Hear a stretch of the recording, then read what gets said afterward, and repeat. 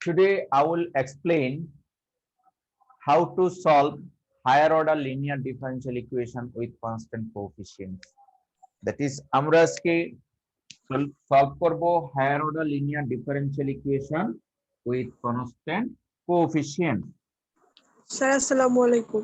ওয়ালাইকুম আসসালাম। স্যার একটা প্রবলেম ছিল, integration of 10 square x into sec square Linear differential equation of higher order with constant coefficients.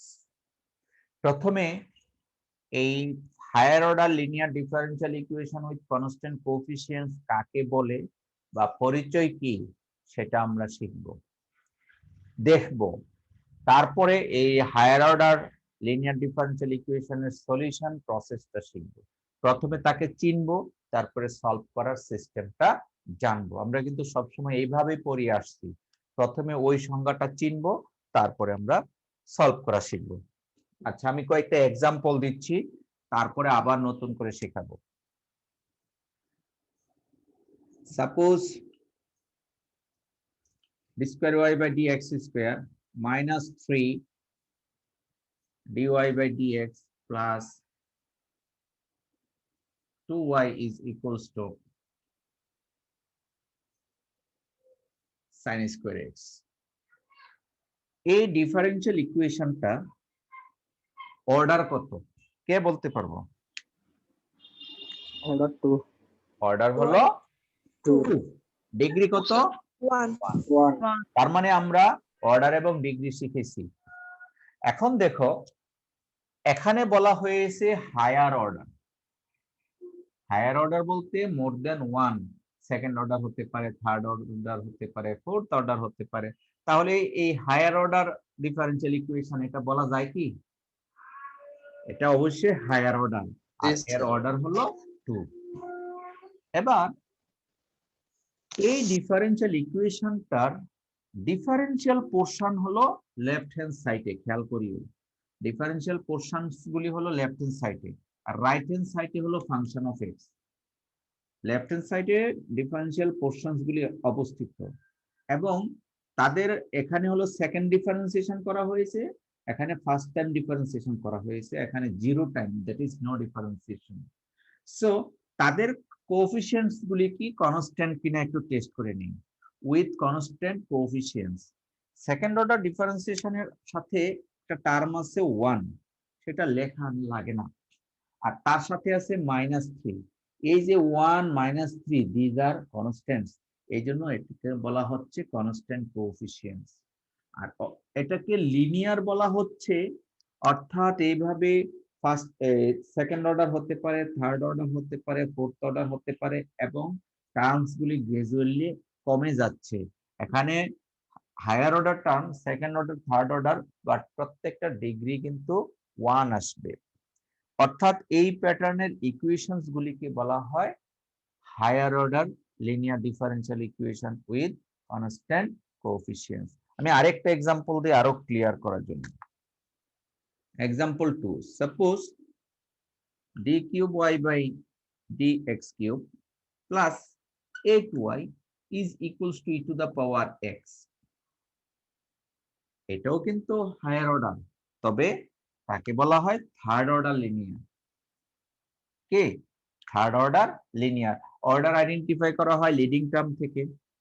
R constant কোএফিসিয়েন্টস বলতে এই যে এখানে একটা 1 আছে, এখানে 8 আছে, আর ডান সাইডে ফাংশন অফ এক্স। তাহলে এদেরকে বলা হয় higher order linear differential equation with constant coefficients. আরেকটা এক্সাম্পল দিচ্ছি, মনে করো number 3, d cube y by dx cube plus d square y by dx square equals to 0. এটাও কিন্তু হায়ার অর্ডার। হ্যাঁ, রাইট হ্যান্ড সাইডে 0, নো প্রবলেম। এখানে non zero results, আর এখানে জিরো রেজাল্ট, নো প্রবলেম। তাহলে এটাকেও বলা হয় third order linear differential equation with constant coefficients. আর কোএফিসিয়েন্টস গুলি কত? এটাও 1, এখানেও কিন্তু 1। তাহলে আমরা কি ডেফিনিশনটা বুঝতে পেরেছি? Higher order linear differential equation with constant coefficient. Order 1 2 3 4 5 6 যতই হতে পারে হোক, সমস্যা নাই, বাট রেস্ট্রিকশন হলো coefficient should be constant. Higher order না এমন একটা एग्जांपल দিচ্ছি। সাপোজ x স্কয়ার কনস্ট্যান্ট কোএফিসিয়েন্টের সাথে পড়ে না। Suppose x square d square y by dx square plus 5x dy by dx equals to suppose x cube. Is it second order linear differential equation with constant coefficients? No, sir. No. কেন আমরা বলতে পারি না? Because a ordeরের যে coefficient, that coefficient is a function of x. A first ordeরের সাথে যে coefficient আছে, that is another function of x. এটাও একটা function of x, এটাও একটা function of x. আর এখানে কিন্তু ছিল constant। তার মানে এই দুটো ডিফারেন্সিয়াল ইকুয়েশনের মধ্যে ডিফারেন্স আছে। সেই ডিফারেন্স থেকেই কিন্তু আমরা এই টাইপের ইকুয়েশনও করাবো, তবে আজকে না, পরবর্তীতে। আমরা এখন শুধুমাত্র কনস্ট্যান্ট কোএফিসিয়েন্টস টাইপের ডিফারেন্সিয়াল ইকুয়েশন গুলি পড়াবো। আর right hand side it should be some function of x অথবা 0 অথবা এনি কনস্ট্যান্ট, যে কোনো কিছু হতে পারে। তাহলে আশা করি তোমরা বুঝতে পেরেছো যে higher order linear differential equation with constant coefficients কাকে বলে। এটা কিন্তু higher linear differential equation with constant coefficient নয়, because it has a variable coefficients. Variable coefficients হওয়ার কারণে এদেরকে আমরা constant coefficients of higher order বলতে পারি না। তাহলে particularly this is second order, it is third order, it is also third order. এটাকে এমনি সেকেন্ড অর্ডার ডিফারেন্সিয়াল ইকুয়েশন বলা যাবে, বাট কনস্ট্যান্ট কোএফিসিয়েন্ট বলা যাবে না, কারণ coefficients are the function of x. এবার আসো সলিউশন প্রসিডিউর। এই টাইপের ডিফারেন্সিয়াল ইকুয়েশন সলভ করতে হলে আমি একটা ছোট্ট একটা নিচে ফাংশন নিচ্ছি, সহজ ফাংশন। সাপোজ 5x, সহজ করে বোঝানোর জন্য, বা এই টাইপের ক্যালকুলেশন করার জন্য, that is any kinds of higher order linear differential equation with constant coefficient solve করতে হলে দেয়ার আর 2 স্টেপস। সলিউশনের দুইটা পদ্ধতি, অর্থাৎ একটাকে বলা হয় y ইকুয়ালস টু yc, আর একটাকে বলা হয় yp। আমি c এবং p এর পরিচয় করিয়ে দিচ্ছি। c কে বলা হয়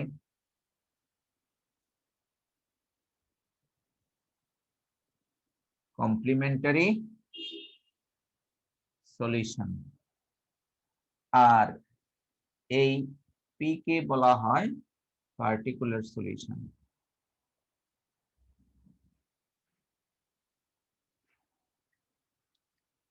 বুঝা গেল?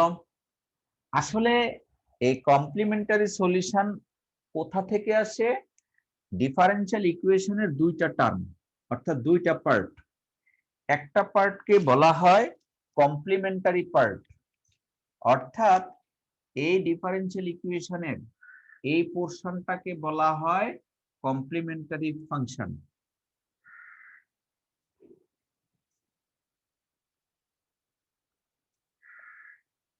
কমপ্লিমেন্টারি পার্ট বা ফাংশনও বলা যায়, পার্টও বলা যায়। আর ডান পাশে যাই থাকবে তাকে বলা হয় পার্টিকুলার ফাংশন।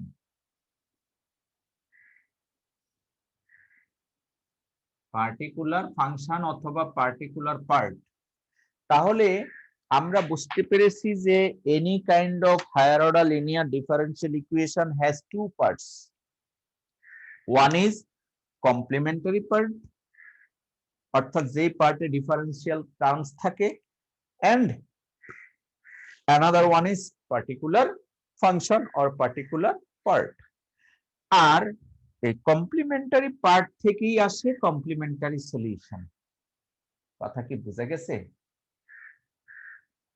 এবং পার্টিকুলার ফাংশন থেকে আসে পার্টিকুলার সলিউশন। সো আশা করি সলিউশন প্রসেসটা তোমরা বুঝতে পেরেছো যে y equals to yc plus yp। আর YC ফর কমপ্লিমেন্টারি সলিউশন আর YP for particular solution. Complementary solution comes from complementary part, particular solution comes from particular part। কথাগুলি একটু ব্রেন দিয়ে মনে রাখতে হবে।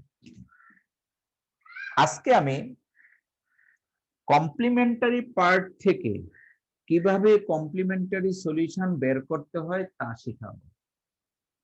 আমি আবার বলছি, কমপ্লিমেন্টারি পার্ট থেকে কিভাবে কমপ্লিমেন্টারি সলিউশন ফাইন্ড আউট করতে হয় সেই পোর্শনটুকু শেখাবো, এবং সবাই তোমরা মনোযোগ দিয়ে শেখার চেষ্টা করবে। আর পরবর্তী ক্লাসগুলিতে আমরা পার্টিকুলার ফাংশন থেকে কিভাবে পার্টিকুলার সলিউশন বের করতে হয় তা শেখানো হবে। ফাইনালি এই দুটাকে অ্যাডজাস্ট করা হবে, কারণ আমরা জানি সলিউশনটা হলো y is equals to yc plus yp। এই পর্যন্ত ক্লিয়ার কিনা বলো? অর্থাৎ একটি higher order linear differential equation with constant coefficient has two parts. One is complementary part, another one is particular part. Our solution holo y equals to yc plus yp. What is yc? Yc is the complementary solution and it comes from complementary function. What is yp? It is particular solution. Particular solution comes from particular function. এই হলো মোটামুটি basic. চলো এই অঙ্কটার complimentary সলিউশনটা বের করি।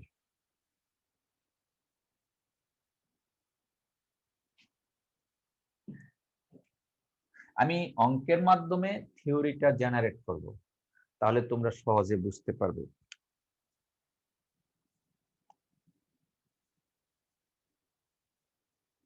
Calculate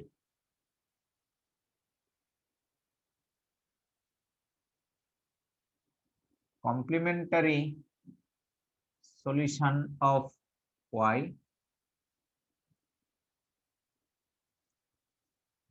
complementary solution of the differential equation, solution of the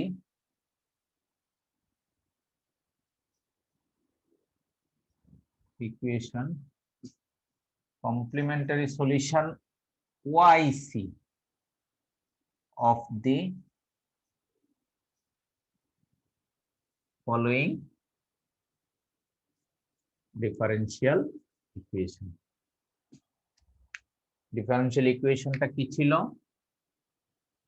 d square y by dx square minus 3 dy by dx plus 2y is equals to e to the power সম্ভবত 4x। এই differential ইকুয়েশনটার আমরা বের করব yc। এই টাইপের প্রশ্ন তোমাদের class টেস্টে আসে। ক্লাস টেস্টে ওই 1 নাম্বার করে যে সলিউশন আছে এই টাইপের প্রশ্ন আসে।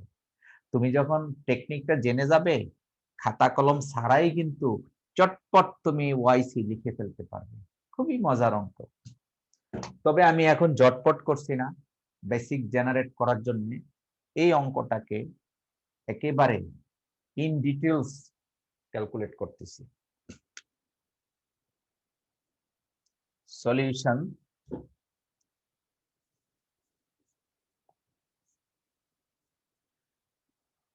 যে কোনো প্রকার ডিফারেনশিয়াল ইকুয়েশন সলভ করতে হলে, বিশেষ করে এই হায়ার অর্ডার মেথডে, আমরা একটি ট্রায়াল সলিউশন ধরে নিব। সেই ট্রায়াল সলিউশনটা হবে এই টাইপের, late y equals to e to the power mx be a trial solution of equation 1। আমি আবার বলছি, যে কোনো প্রকার higher order linear differential equation solve করতে হলে আমাদের প্রথমে একটি ট্রায়াল সলিউশন ধরতে হয়। হ্যাঁ, আমরা রিহার্সাল দেই না কোন একটা প্রোগ্রামের আগে? ট্রায়াল দেই না? ঠিক আছে, প্র্যাকটিস ম্যাচ খেলে না? ঠিক এরকমই একটা ট্রায়াল দিতে হয়, এবং ট্রায়াল সলিউশনটা আমরা সবসময় যে কোনো অঙ্কের ক্ষেত্রে ধরি e to the power mx, y equals to e to the power mx। এটা হলো রুল। তার মানে যে কোনো প্রবলেম সলভ করতে হলে আমরা প্রথমে এটা ধরে নেব যে y equals to e to the power mx be a trial solution of equation 1। এটাই আমাদের অ্যান্সার। তাহলে পার্থক্য কোথায়? পার্থক্য হলো আমাদের এখানে কিন্তু m এর মান অজানা, x এবং y হলো চলক। x কে বলা হয় ইন্ডিপেন্ডেন্ট ভেরিয়েবল আর y কে বলা হয় dependent variable. y depends on x and m is unknown, অজানা কনস্ট্যান্ট। সেই m এর মান আমাদের এখন বের করতে হবে। আসলে 1 নাম্বার ইকুয়েশনের সমাধান এই 2 নাম্বার ইকুয়েশন। তাহলে চলো এখন কিভাবে m এর মান বের করি দেখি। সমাধান যেহেতু বলেছি তাকে একবার দুইবার ডিফারেন্সিয়েট করব। সুতরাং ddx of y কত হবে? একে একবার ডিফারেন্সিয়েট করলে m e to the power mx। d square x by dx square কত হবে? d square y by dx square. বলো তো দেখি, anybody? m square e to the power m m x। square m square e to the power square e mx. To the power mx। যদি তিনটা থাকতো তিনবার করতাম, যেহেতু দুইটা ডিফারেন্সিয়াল টার্ম আছে দুইবার করেছি। এই মান তিনটি 1 নাম্বার সমীকরণে বসাবো। এই মানটা, এই মানটা আর এই মানটা, এই তিনটি মান সমীকরণ 1 এ বসাবো। That is equation 1 implies that d square y by dx square এর মান আসে m square e to the power mx minus 3m e to the power mx plus 2 e to the power mx is equals to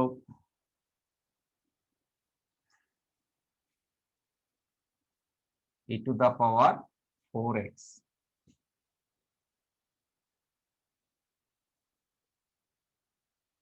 আচ্ছা, আমি একটু ভুল করেছি। দেখো square y by dx square,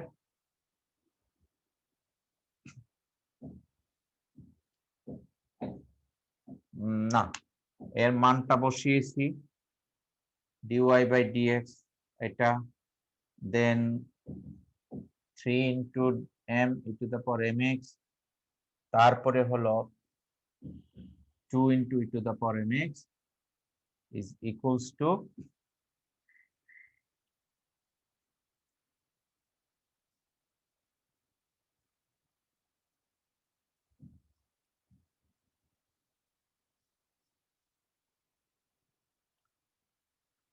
আচ্ছা, আমি একটু এই কাজগুলি ঠিক আছে, আমাদের প্রশ্নটার হিসাব অনুযায়ী আমাদের একটু চেঞ্জ করতে হবে। প্রশ্নটা আমরা করেছি yc বের করতে হবে। yc বের করার সময় যে কাজটুকু আমাদের করতে হবে, আমরা বলেছিলাম একটা ডিফারেন্সিয়াল ইকুয়েশন দুইটি পার্টে বিভক্ত। এই একটি হলো কমপ্লিমেন্টারি পার্ট, কমপ্লিমেন্টারি ফাংশন, আরেকটি হলো পার্টিকুলার ফাংশন।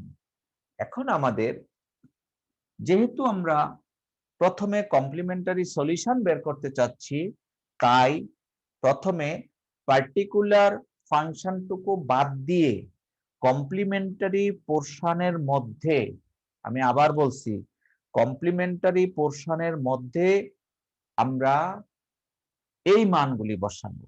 তো এই কথাটা আমরা এইভাবে লিখব যে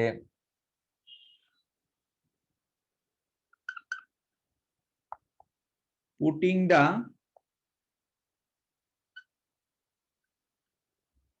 values of y, ddx of y and d square y by dx square in the equation that is complementary equation এর মধ্যে বসাবো। d square y by dx square minus 3 dy by dx plus 2y is equals to 0. আমি আবার বলি, এই জায়গায় mistake করেছিলাম একটু, মানে এটা সহ নিয়ে এসেছি না। কমপ্লিমেন্টারি পোর্শনটুকু বের করতে হলে আমরা পার্টিকুলার পোর্শনটা 0 ধরে কাজ করব। ওইটা আপাতত ওমিট করে নিয়েছি, শুধু 0 ধরে কমপ্লিমেন্টারি পোর্শনটুকু নিয়েছি। এই সমীকরণের মধ্যে এই মান তিনটি আমরা বসাবো। তাহলে বসালে কত আসে দেখো, m square e to the power mx minus 3m e to the power mx plus 2 e to the power mx equals to 0। এই তিনটা মান আমরা এখন বসিয়েছি। কোথায় বসিয়েছি? বসিয়েছি মূল অঙ্কের কমপ্লিমেন্টারি পোর্শনের মধ্যে। এবার কমন নিতে পারি, থাকে হলো m square minus 3m plus 2 into e to the power mx is equals to 0। এখান থেকে আমরা পাচ্ছি m square minus 3m plus 2 equals to 0 as e to the power mx is not equals to 0. e to the power mx এর মান শূন্য নয়। তোমার প্রশ্ন আসতে পারে, why this term is not equals to 0? Answer is, as it is our trial solution. এটা আমাদের ট্রায়াল সলিউশন, অনুমিত একটা সমাধান। so this trial solution cannot be 0. আমি কি কথাটা বোঝাতে পেরেছি? যদি ট্রায়াল সলিউশন 0ই হয় তাহলে নন জিরো সলিউশন পাবো না। যে কোনো non zero solution should be a trial solution. সেই জন্য এই ট্রায়াল সলিউশন আমরা কিছুক্ষণ আগে এইভাবে কিন্তু ধরেছিলাম, তোমাদের মনে আছে কিনা, যে y equals to e to the power mx be a trial solution, এটা ধরেছিলাম। That means this trial solution cannot be 0। তাহলে আমরা এখানে কি পেলাম? দুটি টার্মের প্রোডাক্ট 0, এই একটা টার্ম আর হলো এই ট্রায়াল সলিউশন আর একটা টার্ম, দুটি টার্মের গুণফল 0। তাহলে কে 0 হবে? এটা যদি 0 না হয় এটা 0 হবে। কেন 0 হবে না? Because this is a trial solution. তাহলে এইভাবে আমরা এই কন্ডিশন অ্যাপ্লাই করে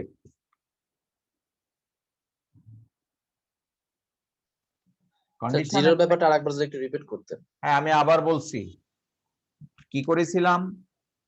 y এর মান dy বাই dx এবং d square y by dx square এর মান এক নাম্বার ওই যে মূল সমীকরণটাতে বসিয়েছিলাম, এই জায়গায় 0 ধরে বসানোর পরে কমন নিয়েছি, কমন নিয়ে দুইটা টার্ম পেয়েছি। তো দুইটা টার্মের গুণফল 0। তাহলে হয় এইটা 0 হবে, না হয় এইটা 0 হবে, না হয় দুটাই 0 হবে। এখন আমরা বলতেছি যে this term can not be 0। কেন? Because it is our trial solution. ধরার সমাধান কোনো সময় 0 হয় না। 0 একটা সমাধান ধরলে তার নন জিরো রেজাল্ট আসে না। সেই জন্য this is our this term should be 0। আর এই যে সমীকরণ, এই সমীকরণের একটি বিশেষ নাম আছে। এই বিশেষ নামটাকে বলা হয় auxiliary equation. Auxiliary equation, auxiliary equation, এটাকে AE বলা হয়। Auxiliary equation is this equals to 0, that is m square minus 3m plus 2 equals to 0. আমরা এতক্ষণ দেখালাম how to find out any auxiliary equation of the given differential equation.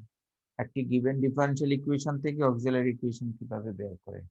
তাহলে বুঝতে পারলাম যে দুইটা টার্মের গুণফল 0 হবে, সো একটা 0 হবে আর একটি নন 0 হবে, সেখান থেকে অক্সিলারি ইকুয়েশনটা আসে।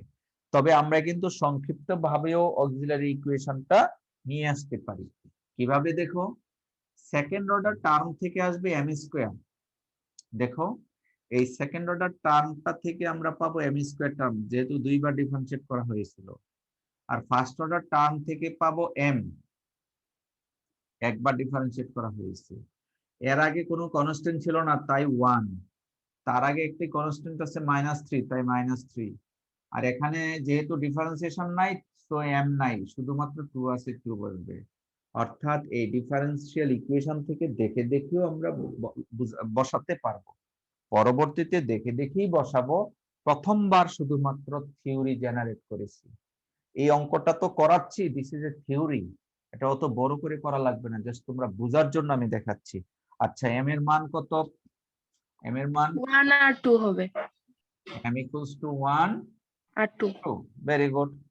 এখন কমপ্লিমেন্টারি সলিউশন কি হবে? Therefore complimentary solution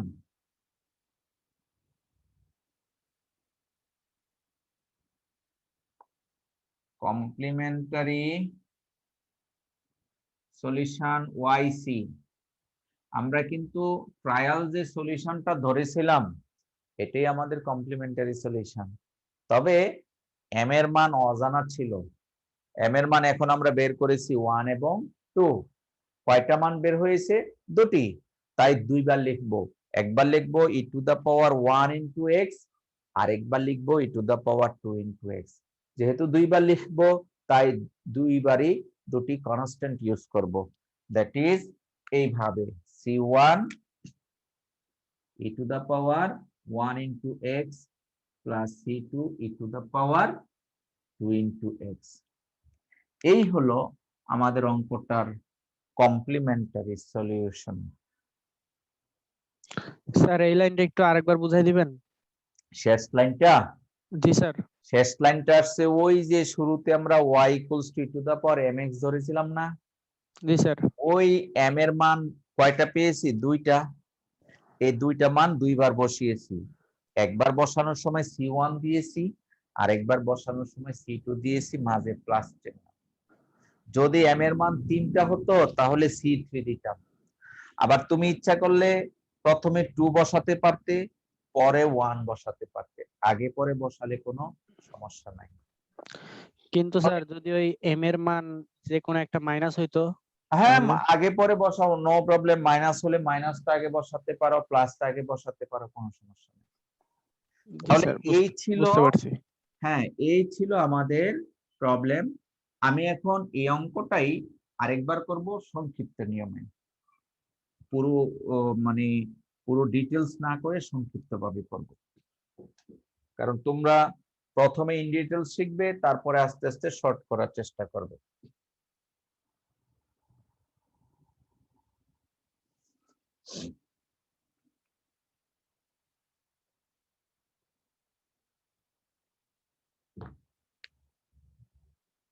Question: calculate YC where ddx of y plus 4, আচ্ছা এটা 4 না দিয়ে দিচ্ছি, সে 5, এটা একটু ভুল করেছি, it should be d square y by dx square plus 5 dy by dx plus 6 y is equals to 0। ডান পাশে 0 দিয়ে দিলাম, no problem, it may be 0 or non 0, 0 না হলেও তো 0 ধরতে হয়, তাই আমরা 0 দিয়ে দিলাম। সলিউশন: প্রথমে সাপোজ এটাকে একটা নাম্বারিং করলাম ইকুয়েশন নাম্বার 1। তাহলে যে কোনো higher order linear differential equation with constant coefficients এর জন্য আমরা ট্রায়াল সলিউশনটা কনসিডার করে নিব সব অঙ্কের জন্য। কিভাবে? যে late y equals to e to the power mx be a trial solution of equation 1, then auxiliary equation is a for auxiliary, e for equation, এগুলি কিছুক্ষণ আগে আমরা আলোচনা করেছি। তাহলে বলেছিলাম কি হবে, এই সেকেন্ড অর্ডার টার্ম থেকে আসবে m square plus 5, first order term থেকে আসবে m প্লাস এই 6 আসবে ইকুয়ালস টু 0। এটা হলো ডাইরেক্ট পদ্ধতি। আর তার আগে যে করেছিলাম ইলাবোরেট পদ্ধতি। আমরা থিওরামটা শিখলাম, এখন ডাইরেক্ট পদ্ধতি অ্যাপ্লাই করলাম। স্যার 5 এর আগে যদি মাইনাস থাকতো তাহলে মাইনাস নিতে হতো। হ্যাঁ, তুমি মাইনাস দিয়ে দাও, সাপোজ আমার অঙ্কে এটা মাইনাস ছিল, তাহলে এটা মাইনাস হবে। জি স্যার। বুঝা গেল? জি স্যার। ওকে, এখন তাহলে এম এর মান কত বলো, ক্যালকুলেটর দিয়ে করে নাও। হ্যাঁ, 2 3 এম এর মান এসেছে, ক্যালকুলেটর দিয়ে আমরা বের করেছি 2 3। therefore yc কত হয়? c1 e to the power 3x plus c2 e to the power 2x। আগে পরে লিখলে সমস্যা নাই, যদি মাইনাস থাকতো আমরা মাইনাস দিতাম। This is our answer. কি বোঝাতে পেরেছি?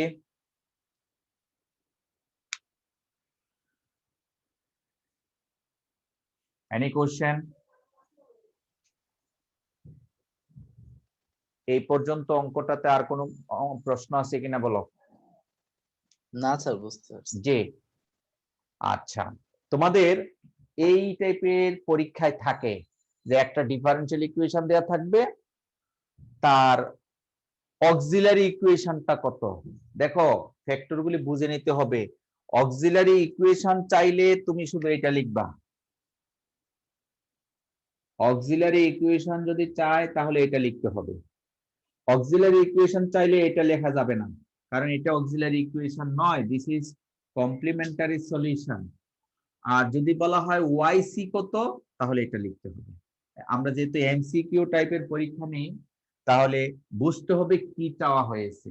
অনেক সময় আমি অক্সিলারি ইকুয়েশনটা বের করতে বলি, আর অক্সিলারি ইকুয়েশন বের করা তো খুবই সহজ, দেখে দেখে লিখে ফেলা, কোনো প্রকার খাতা কলম ইউজ করা লাগে না।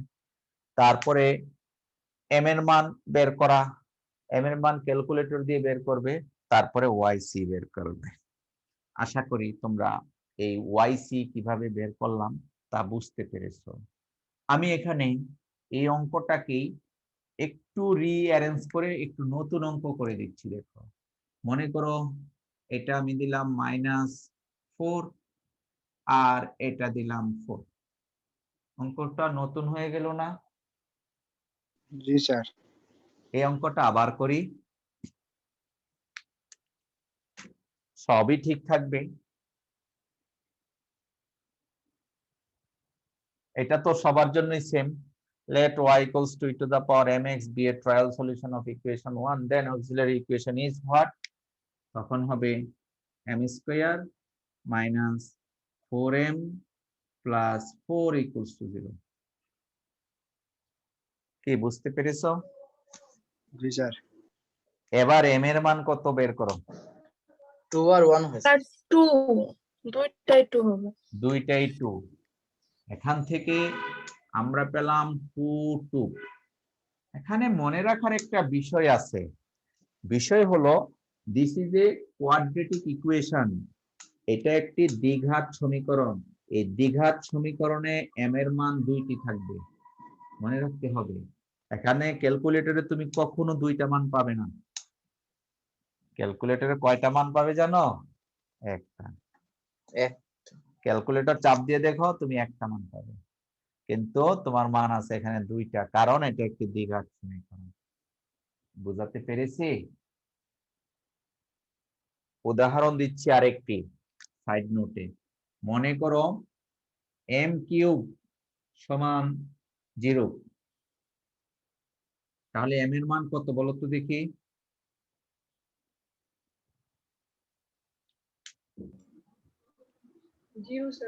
m কিউব সমান 0। m হলো একটা 3 ঘাত বিশিষ্ট সমীকরণ।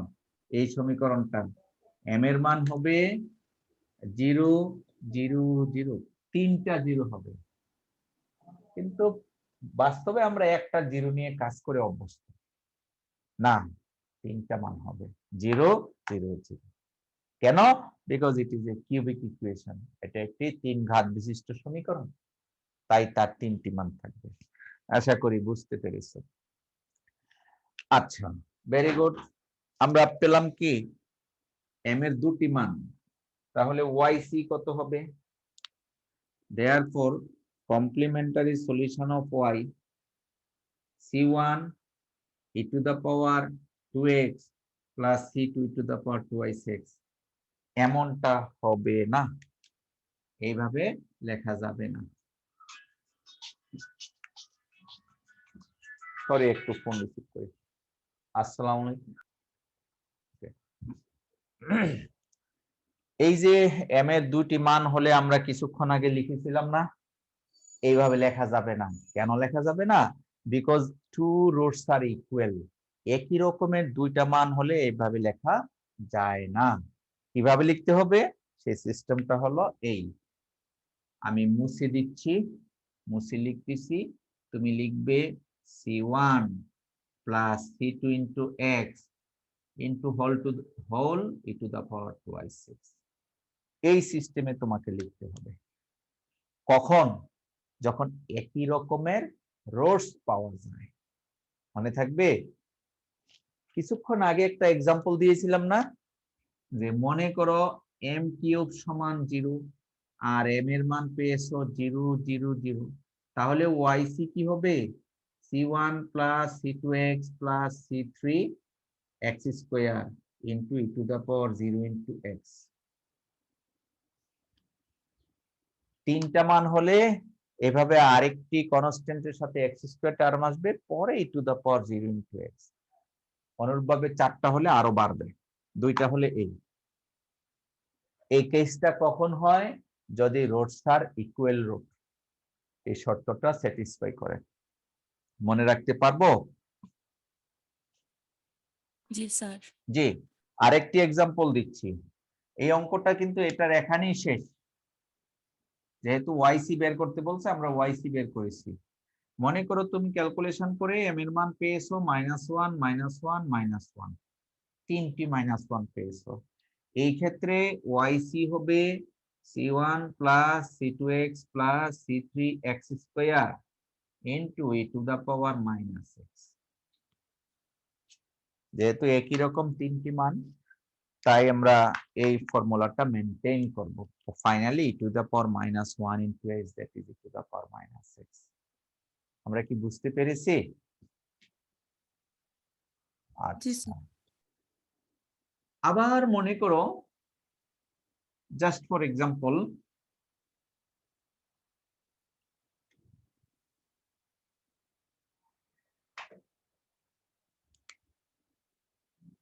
suppose d to the power 4y by dx to the power 4 plus, sorry, minus দিচ্ছি, minus suppose square y by dx square equals to 0,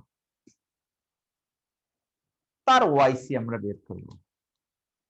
তাহলে তো নিয়ম তো আগের মতোই। কি আমরা প্রথম ধরে নিব যে let y equals to e to the power mx be a trial solution of equation 1, then auxiliary equation is what? এটা থেকে কি পাবো, কে বলতে পারবে?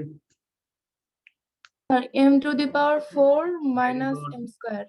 m to the power 4 minus m square সমান 0। এই সমীকরণ থেকে আমাদের অবশ্যই ডিসিশন নিতে হবে যে it has 4 values of m, m এর 4টা মান আছে। কেন? তার হাইয়েস্ট পাওয়ার হলো 4। সেই 4টা মান আমরা কিভাবে বের করব? একটু কমন নেওয়া যেতে পারে। যদি কমন নাও, তাহলে m square minus 1 সমান 0, or m square equals to 0, or m square minus 1 equals to 0।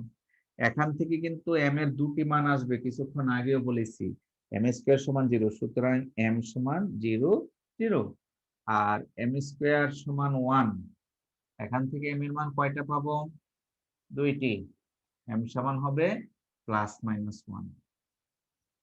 আমরা কি বুঝতে পেরেছি? m স্কয়ার সমান 1 হলে m এর মান হয় +-1, আর এখানে m স্কয়ার সমান 0 হলে m এর মান হয় দুইটাই 0। তার মানে এই দুটা রুট পেয়েছি একই রকম, আর এখানে দুইটা রুট পেয়েছি ভিন্ন ভিন্ন। এই চারটা রুট দিয়ে আমরা ওয়াইসি বের করব। দেয়ারফর ওয়াইসি, এই দুটা রুটের এক ফর্মুলা আর ওই দুইটা রুটের আরেক ফর্মুলা।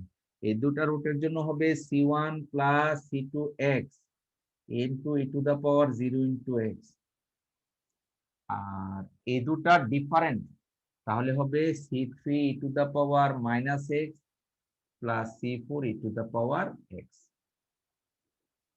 অর্থাৎ এই ডিফারেন্ট রুটস এর জন্য ডিফারেন্ট হিসাব করে লিখবো, সিমিলার রুটের জন্য এই সিস্টেমে লিখবো।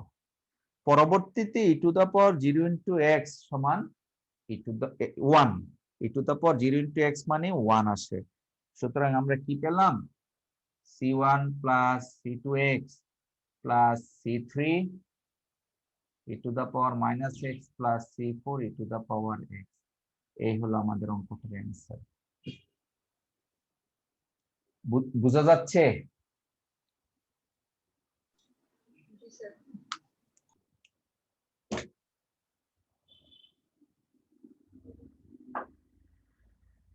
তোমরা কি অঙ্ক বুঝতেছো না খুব কঠিন মনে হচ্ছে?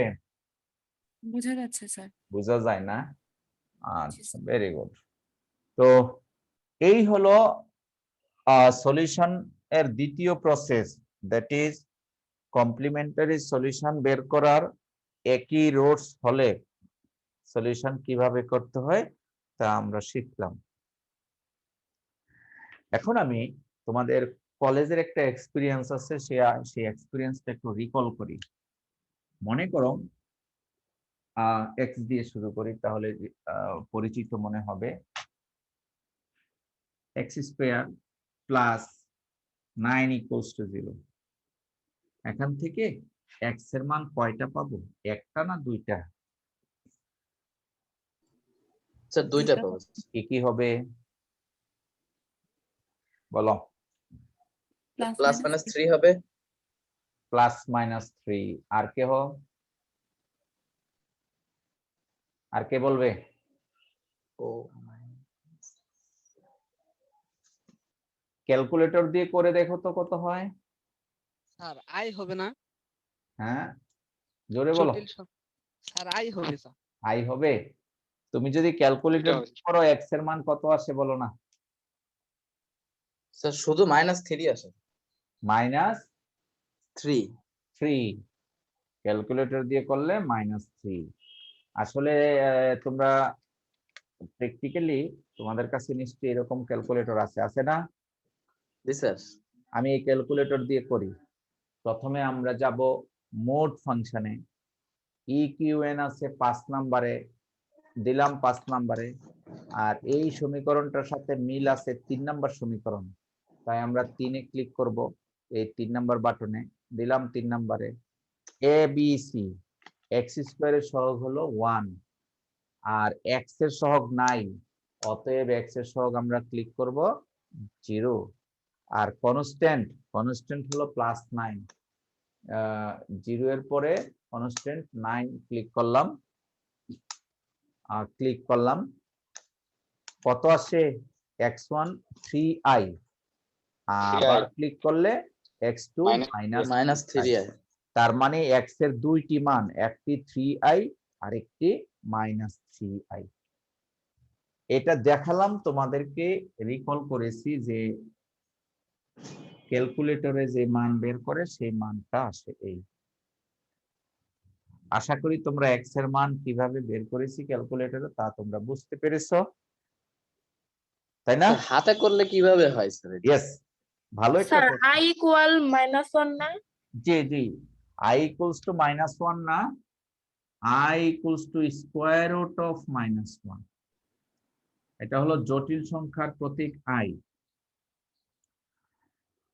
a x স্কয়ার plus bx plus c. This is a quadratic equation. This quadratic equation has two roots which are, এখানে quadratic হওয়ার শর্ত হলো a should be non-zero, অর্থাৎ এই a এর মান 0 হতে পারবে না। 0 হলে it cannot be a quadratic. এটা থাকে না তখন কোয়াড্রেটিক। এই বি এর মান 0 হতে পারবে, সি এর মান 0 হতে পারবে, কিন্তু এ এর মান 0 হওয়া যাবে না। তাহলে এক্স সমান কত আসে? মাইনাস বি, 19 এ পড়েছো, plus minus square root of b square minus 4ac by 2a। এই ফর্মুলাটা দিয়ে তোমরা যে কোনো কোয়াড্রেটিক ইকুয়েশনের রুটস ইন হ্যান্ড ক্যালকুলেশন করতে পারবে, আবার ক্যালকুলেটর দিয়েও কিন্তু করতে পারবে। আচ্ছা, এটা যদি সলভ করো, এই অঙ্কে a এর মান কত কে পারবে? স্যার 1 b এর মান 0 স্যার 0, কারণ b is the coefficient of x. In this problem there is no x, so b should be 0. c হলো কনস্ট্যান্ট 9, বসিয়ে দিয়ে আমরা এখানে দেখব যে একটা আসবে +3 আর একটি -3। তো আজকে আসলে অনেক সময় হয়ে গেছে, আমার আরেকটি ক্লাস আছে, তাই আজকে আর পড়াচ্ছি না।